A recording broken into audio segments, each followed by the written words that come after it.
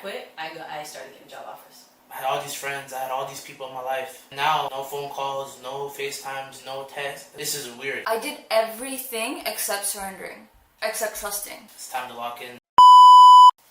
What does your lack of hope look like? In what ways do you delay your hope and faith in God?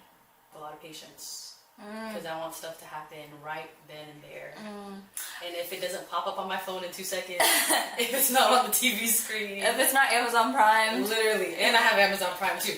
But yeah, I'm just like, it's not answered. Yeah. But then one thing I realized recently is when it doesn't get answered quickly, I'm like, but I didn't put enough work into this. Ooh, like when you feel undeserving. Yes. Yeah, yeah. And that I feel like came and break your hope too. Low key. Why do I say that? Because sometimes, like, you're like, did I really deserve this? Or am I just getting what, like, or is this like, I talked about it yesterday. It's like getting to things on my terms, but not God's terms. Yeah. So it's like, it questions your faith. For me, at least, it questions, like, my faith, my hope. And it's like, what am I doing now? But I would say also a big part of that, we talked about it in yesterday's discussion in our, we were all in the same group actually. Oh, yeah. How Red had mentioned it with another person that was also there too, and they were talking about how they're very specific in their prayers. Oh. And it got me thinking afterwards, like, wow, have I been too specific in my prayers? Like, even if it's to the point where, like, maybe I'm not saying it out loud, but in my head, that's what I'm thinking. Like, I want this better happen. I might not be saying it, Yeah. but that's what I'm thinking. Yeah. And you know, he's an all-knowing God. Yeah. But he also knows what's best for you. So. But is being too specific a bad thing? Wow, that's a good question. Because to me, I'm like, you know what you're asking for. Like, Yeah. But it can get to a point where you're so specific, you're not having any trust or faith in Ooh, this is what I mentioned yesterday about are you being specific so you can be controlling, or are you being specific because you think you know what you think you want to tell God, like, oh, I've realized what you want from me now. You know? The other one. It's the controlling thing. Yeah. Yeah, especially for people who have anxiety, like, Facts. you need things to go your way. Like, and we mentioned this question about, like, it wasn't specifically about delay, as we're talking about it right now, but it was like, how do you, what are you stingy with God? And my answer was vulnerability. Like, I delay my trust in Him and how He can, like, how He can work in my life by not being vulnerable. And yeah, like, I'll rather go to bed at 5 a.m. the next day than, like, actually praying. Yeah. You also have to give him the space as well too. Yeah. A lot of us have, technology. Our best friend, but also our enemy at the same time. Yeah. That, like, will occupy your time to the point where, like, by the time that you think of God or have the space in your mind for it, you're just like, I'm too tired, or I'm gonna go to the next thing, or I'm gonna go to work, and then, like, that cycle repeats over and over and over again. Yeah. I think we talked a little bit about that yesterday too, right? About giving time to God, like, giving time for Him to do the impossible. Like, even if you think about, like, all the people that Christ, like, healed when He was in person, they're asking Him for a very small thing, and He not performs, but He provides for them in a completely other way. Like the beggar, right? Like, he's asking Him, can you push me into the water? But Christ was like, actually, get up and go. Just get up and go. Yeah, and it's like, are you gonna give space, like you say, give space and time for God to do something the impossible for you, or are you just going to be like, can you just do what I want, like, but you don't know what you want, like He does. I feel like it's like going back to the story, like in John chapter 4. That's like when the rich guy asked, like, Christ, like, my son needs to be healed quickly. His son was healed right away. Yeah. And then when he went back home, he's like, what time did my son get healed? And he's like, at the 7th hour. And at that time, he was already with Christ. So I feel like, going back to what we discussed yesterday, being obedient and having, like, that hope will build our trust in God. Because, like, if the guy was like, cool, I'm just going to go back home. Yeah. His son was already healed, but he didn't have that hope. He didn't have that trust. So I just feel like most of us, I guess, like you said, being controlled in the narrative impacts not only, like, our worldly lives, but also has a big impact on our spiritual lives also. Yeah. Well, okay. Can I ask you a question? Like, what is something that God is calling you into obedience that you are either doing or are afraid to do? I mean, if you guys know me, like I don't want to teach for the longest time. So yeah, that's a really good one. I've been avoiding it for the longest time, but now it's like it's time to lock in, and it's like I'm taking the challenge and see where it takes me. Yeah. But for the longest, being obedient to that, I can see where it impacted not only like my service with OTYG, but even my service outside of OTYG. Like I was trying to just go under, just try to do things, but that comes from not being obedient to what God calls for us to do. And now I'm just going with it. Yeah. I would say for me, for a long time, it was just service within the church or within OTYG and like service and everything. And like the one way I know how to do service, singing Mezmor, which I've done, but like I see myself backing away from it. But I think it's also because like I know some things are about to change in my life in the next couple of weeks. So I also want to give space for other people to do that as well too. So I'm more of a place of obedience to like trust God and like actually put all my faith in Him, because it's really hard for me to let go. Like I want to control all things. Like for example, like I haven't had a job for the past like 9 months since January. Oh, it's 10 months now. It's October. Update. Yeah. And for the first, I was jobless for a month, and then in February I got like a barista job, and then I just kept applying to jobs over and over again, like just trying to get like a corporate role, I guess you could say. And it wasn't working. And then eventually I was like, you know what? Let me keep applying, but let me quit this barista job. And I would like call to my friends, Red, and to others, like explaining that like, I just know this job is not where I'm supposed to be. I don't feel right when I'm there. Like the environment isn't good. Like I love the actual job of it, but like it just, I was not supposed to be there. And I knew I should leave, so I quit. And then, literally the moment I quit, I started getting job offers. Yeah. Were they job offers that I wanted? No. But it was job offers that I was getting. So I was like, okay, this is going in the right direction. So like, once I actually surrendered at least a little bit of something, I was like, okay, something's showing for it. Yeah. But then I also think about the people who do surrender and nothing is showing for it. Oh, so that's how hard. how are they navigating their hope and obedience and trust for God without having the physical or worldly things to like prove it, if that makes sense? But it's like, for me, it's like the biggest thing for me, like people like in our generation, I feel like we don't have peace. Oh. We're always just like have anxiety, like we're always trying to figure out the next move, whatever. So I feel like it would. Isn't that just part of life though?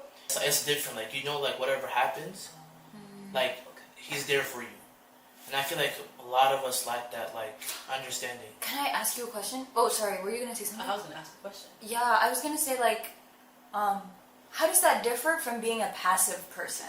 For me, being passive is you're just numb. You don't care what's going on. But I feel like when you, I guess like Lebeza said, surrender to God, like you know that there's somebody on your team. Like it's like that one person that's advocating for you. That one person, you're not alone. And I feel like when you're passive, though, it's just like, oh, it's me against the world.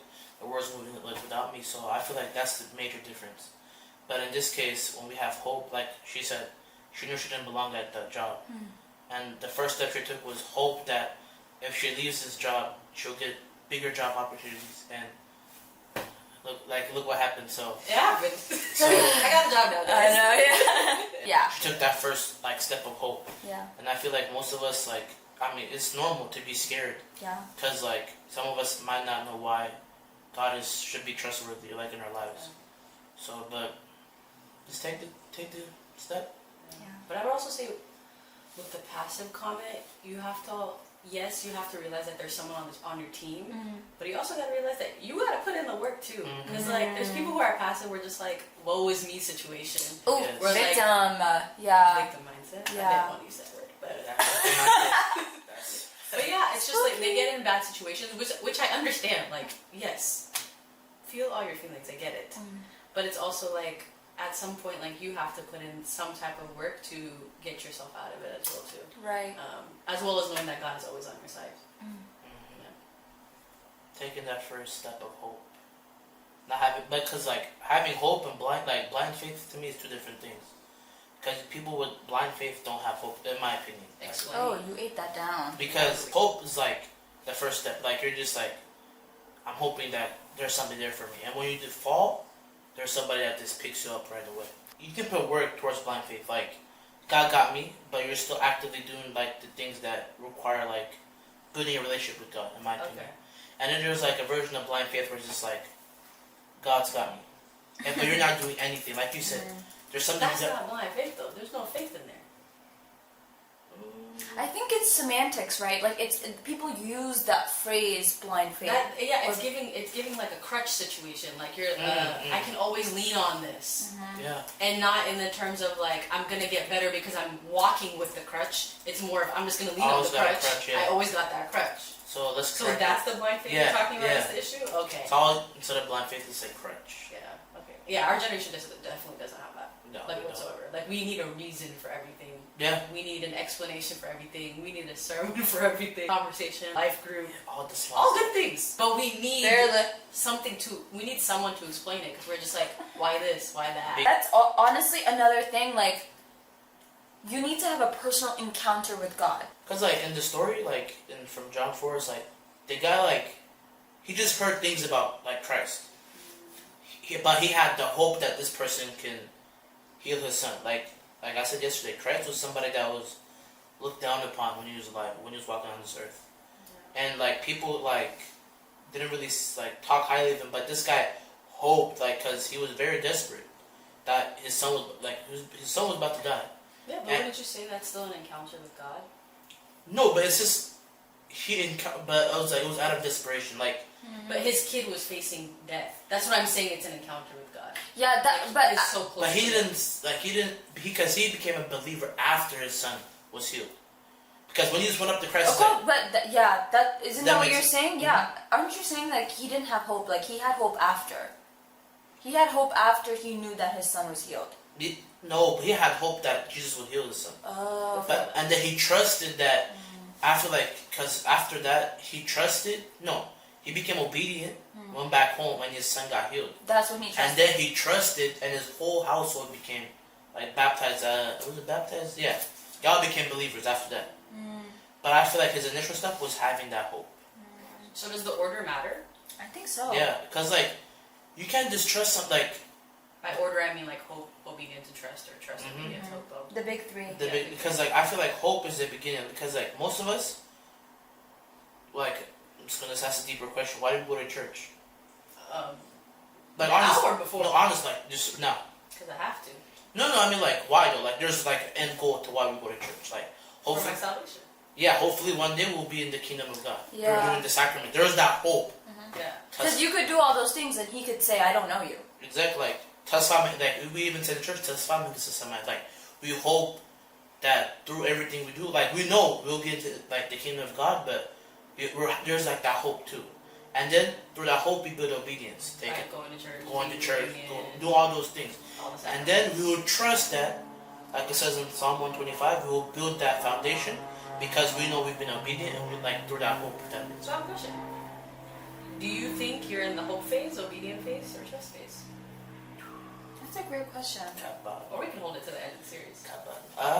We can start. No. I feel like for me it's like I guess the last couple years like a back and forth type of thing. That's what I'm going through. I would say that when you're like younger, like you just don't know what you're doing, but as you get older, it's like for me, I guess currently it's I would say obedient phase, but usually it's like going this back and forth. It's like you give up and then you have hope and then you're obedient. You trust and you're like and it's like a big cycle. Yeah. So that's what for me. How about you? Yeah, I would say for me definitely obedience. I was in the hope phase up until like 2 weeks ago, and y'all know why. And now I'm in the obedience phase, and I'm trying to switch over to the trust phase, because I feel like in the trust phase, that's where you're like at peace, because you've had the hope, you've done the work to an extent, and you're continuing to do the work. And in trust phase, you're just like, I trust that God is gonna follow through on all things that are His will as well. So. Yeah, definitely an obedience working towards trust. Like I said yesterday, for some of us it might be a month, a year, 10 years, or it might be our whole lifetime. So it's just, hopefully all of us can get to that point where we can trust that foundation, which is Christ. He's always consistent, will never let us down. So it's a process.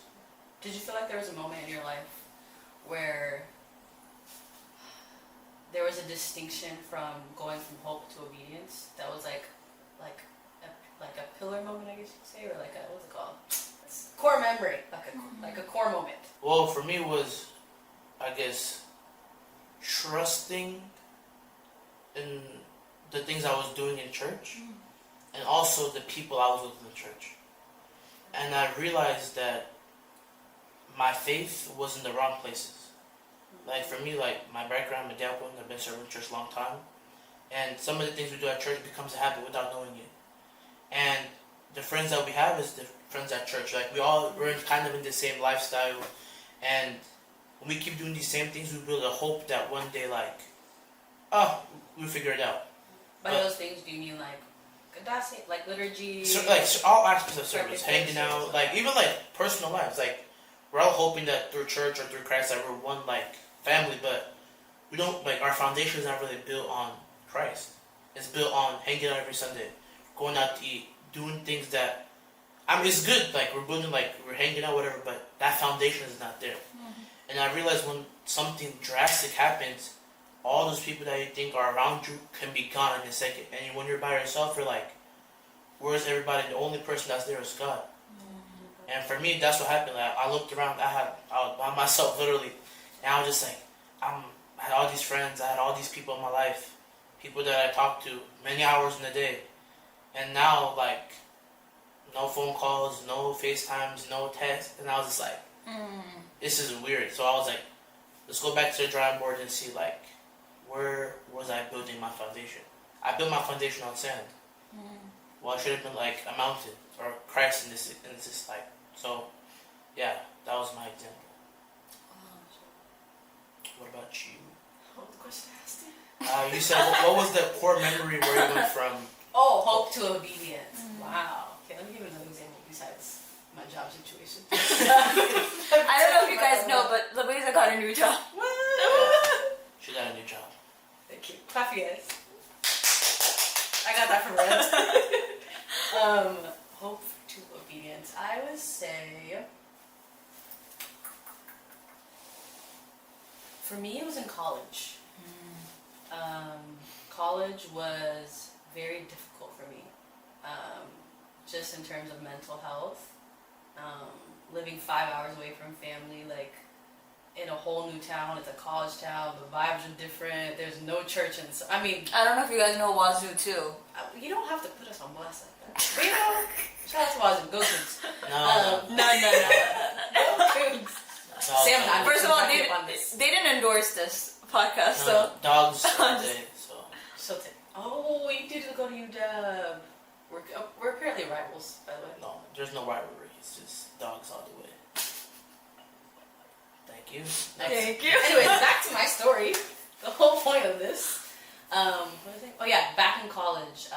When I transferred to Wazoo, my mental health took a hit, like a bad hit for like a year and a half. Also COVID hit when that happened as well too, so it made it even worse. So throughout that time that like I wasn't praying a lot. I hadn't been to church in forever. But I would like always listen to mental health. That was the one thing I never let go of. And then slowly but surely that like I had a hope. Like I would just like, it wasn't like formal prayers, but it'd be prayers of me just like sitting down or like walking and just talking to God of like, this is happening in my life. I wonder why this is happening. I hope this can change. And slowly but surely God made a way. At least when I went to my senior year, like I was working full-time. Well, not full-time. I just had like 3 or 4 jobs. 3 or 4 part-time jobs. I was chairperson of a conference. I made more friends that year as well too. Like I wasn't alone anymore. I was alone for a whole year during COVID, minus like my roommate. Me and my roommate were pretty good friends, but like not close like that. And I still was having that hope of like, I want to return back to the church. I want to like be more consistent. I want to start serving again. But I was still at Wazoo. And then when I graduated, come came back to Seattle, was part of OTYG, or started going as like a normal attendee. Thank you for the word. I started to see God work through my friends and how they were all serving, and then as well as like they were trying to get me back, not necessarily part of OTYG, but just come back to church, just come on Sunday, even if you come late. And that's what I did. I started coming at 8 a.m. right before Exio for a little bit. Because I mean, it's hard to like bounce back right away. Sorry. It's hard. Yeah, it's really hard. And it started to be more obedient to like God calling me to serve at OTYG. And no, it wasn't initially the way I wanted to serve. I was the secretary, but you know, she's important too. And then I started to serve in Mesmore, and I started to do that. And I found my ways. I've served on the media team as well too, helped out with a lot of other things. So in that time, I've learned to be more obedient in what I've been asked to do, what I've been called to do.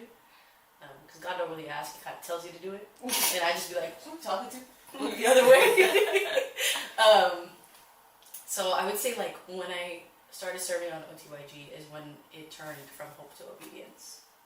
So I got a follow-up question. Okay. What kept that hope alive? Because like I feel like some of us like we might have hope for like a small spurt, but it can just disappear quickly, and we're back to doing like the things we're comfortable doing. So like what kept that hope alive in college or whatever? In college, for me, it was I knew my situation was temporary. Like I knew me being at Wazoo was temporary. I knew me working at those jobs was temporary. I knew these friends that I'm having at this time, like whether we're close or not close, like it's somewhat temporary because like we're all in a confined-ish space. In like college is its own community. So that's what kept the hope alive then. And I also knew that like I don't know, I just always felt like God was there. I never felt like He left me. It's just I have this thing of I get stuck in my head a lot. And you guys are my friends, you guys have witnessed it. And I just go on a spiral of like, well, my life isn't doing this. I didn't get this job. I don't have this much money saved. I'm not in the program that I want to be in. I'm not getting the grades that I want. And it's just, I go in a spiral of like talking myself down. And it came to a point where like, I had to get out of that. Like it just, enough was enough type of thing. Granted, I did do therapy for 6 months and it helped a little bit. It didn't fix the problem, but it helped just a tad. And that's kind of what kept hope alive. And I also knew there's, like I said, like there's something looking forward to. Like my senior year, I was busy. I was booked and busy. So I didn't have time to like focus on the sad things. Gotcha. What about you, Red? I think I'm still hoping. Like I don't think there are things that I have been obedient about, but I didn't hope for them. There weren't things I was hoping for. There were just things that, you know, that God willed for me. But for hope, like, yeah, go ahead. You didn't hope to move, you didn't hope for the job that you got? I did, I hoped for it. And you don't, It was an easy obedience, like, it wasn't, like, it wasn't... Moving across the country was easy for you? Well, I wanted to move. Yeah, like, I was in a time in my life where I needed to leave. Okay, yeah, we've talked about this. Yeah. So, like, it was a very easy yes. So I feel like you hit all three. She said hope, obedience, and trust. Because, like, the hope is, like, I have to move. Obedience is she moved. And the trusting is when she came here. God can figure it out for her. Oh my God, that is so true. She got a home run. Yeah. I'm about to find out what that trust right means. now, I'm hoping for a... I'm about to find out what that trust means. Spooky. Since you've done the most hard things, which is like the hoping part and then being obedient, and then now the trusting is gonna... Trust is hard. Trust is Trust hard. is the hardest. Yeah. Because that's when you have to sit in it. Yeah. And be comfortable with it. That's deep. Yeah. And if your foundation is not good. Yeah, when I moved here, I was depressed for like over a year. And that's how I felt in college. That was me. Yeah, like I realized like my foundation was sand. Like it was not a stable foundation. Yeah. I was in the sea. Yeah, but when it rains, it's just mud. Like you're just sitting in mud by yourself. And just like, damn, all these years, like I'm building. Building something that is good. so true. But it's just sinking. It's sinking. So yeah.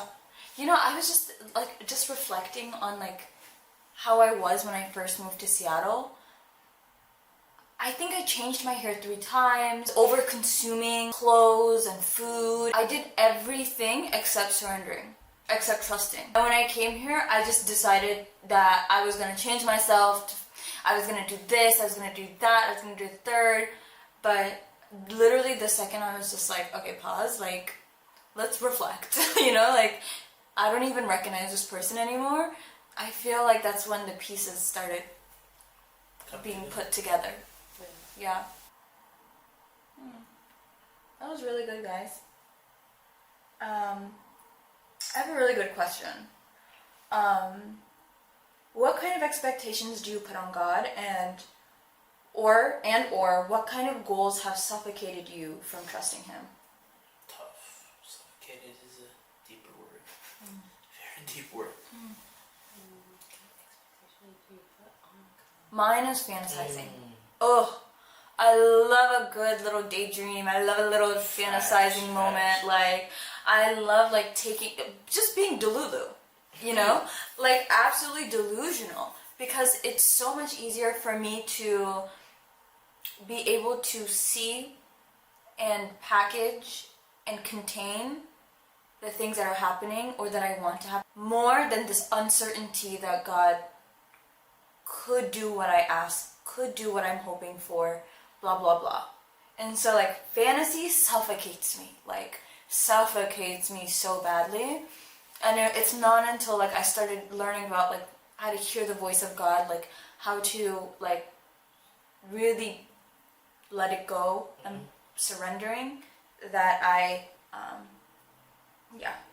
it could even just be with, like, even, like, your family.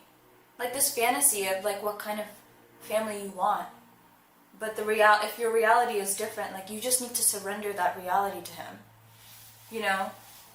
Yeah. For me, I feel like sometimes I personally expect God to solve everything for me right away. And I was reading like this, what was it? It was a book, and it's like sometimes we're put in situations where, like, by the time we're done with that situation, we understand like why we're put in that situation. And I feel like when we ask God, oh God, I'm going through a tough, like, difficult time, take me out of it. Okay, let's say like He takes you out of it, but you didn't learn from like that thing. So I feel like sometimes like we expect, I won't say too much because God's like abundant in what He can do for us, but it's just like that instant gratification. Our phones, we just go on TikTok, Instagram all day, seeing the things that we want to see 24/7. But when it comes to God, I feel like we need to have delayed gratification. Actually be patient, actually understand what we're going through.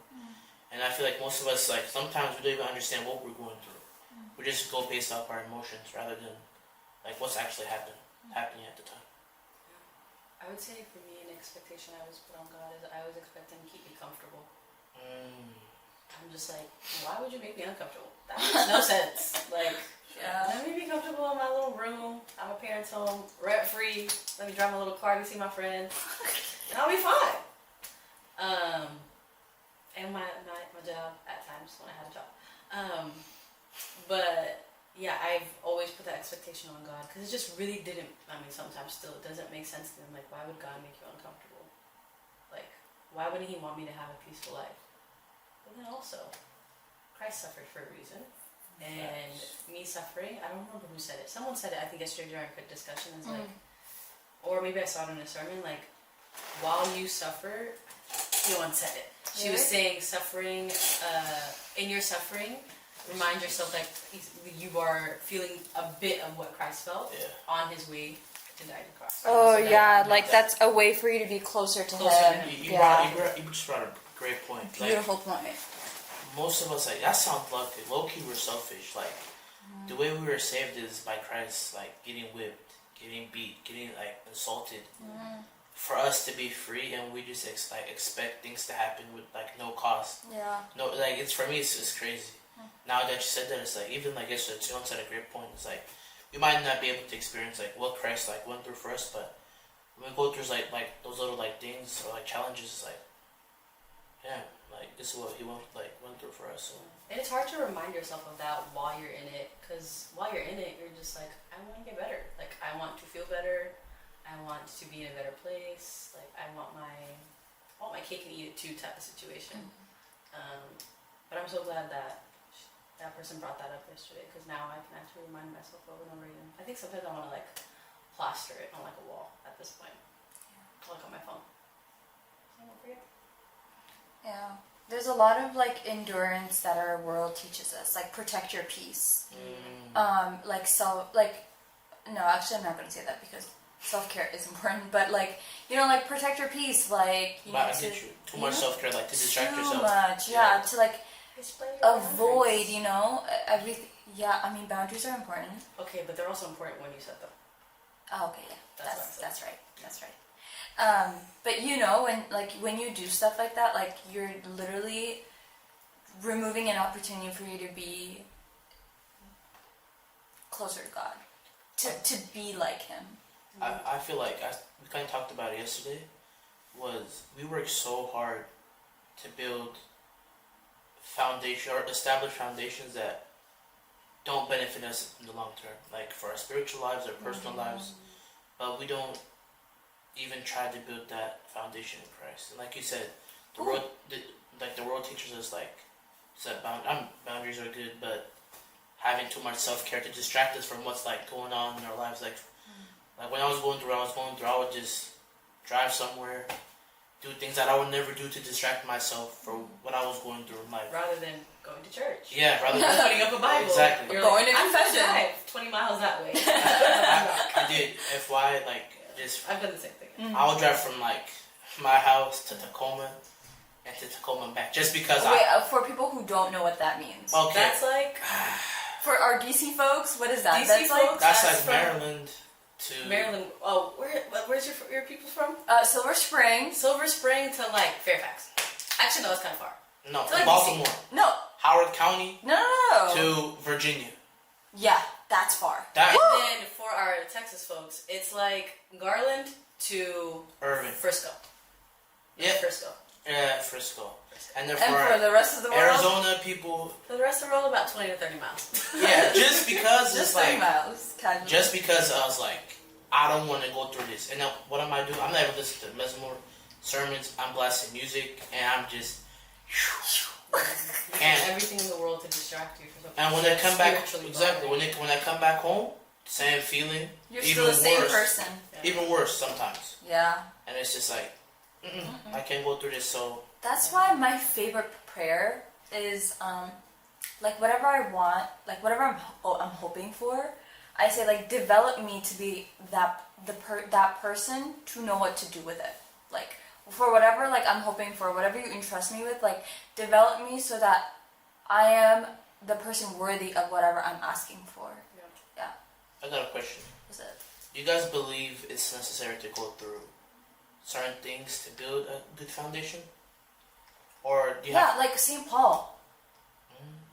St. Paul had to go through what he had to go through to see, to like know what he did wrong, and then also like what he needs to do moving forward. But I think suffering for trials looks different for everybody. That's what I'm saying, because... You think so? Some people, like, they might not experience, like, that's why I said yesterday, it's like, I don't want to minimize or maximize what everybody going through, because, like, for some people, like, they might have lost a parent. Yeah. Somebody might have lost a job. For somebody, like, their car gets hit, but that's their only means of transportation. Like, everybody has their own, like, version of trial, like, a tribulation, so I feel like God puts us in certain situations where we can build, like you said, like, spiritual endurance. To a point where we understand not only God's, I guess, plans for us, but that He's the main foundation of our lives. Through those it teaches us hope, and eventually we'll get to obedience. Yeah. Well, this is a great place to stop our podcast. Something you pray for our viewer. I pray that everybody, no matter what you're going through, no matter where you are in life, just that we can find that peace in Christ. And just truly, like, have that hope that He can give us that peace. Because without that hope, whatever we do, we'll never get over what we're going through. Exactly. She did something. Do it. They're always there, so, yeah. I pray that they find a path to accepting God's will, because with that, you'll have peace, and in that path, I hope that they find hope and obedience and trust to God's will. So yeah. Beautiful. Well, thank you guys so much. Thanks, guys. Can you do an outro? How do you do an outro? First time on a podcast, so we don't know what we're doing. But I would say let's stay tuned for part 2, and let's rock out. Woo! Thank you for listening.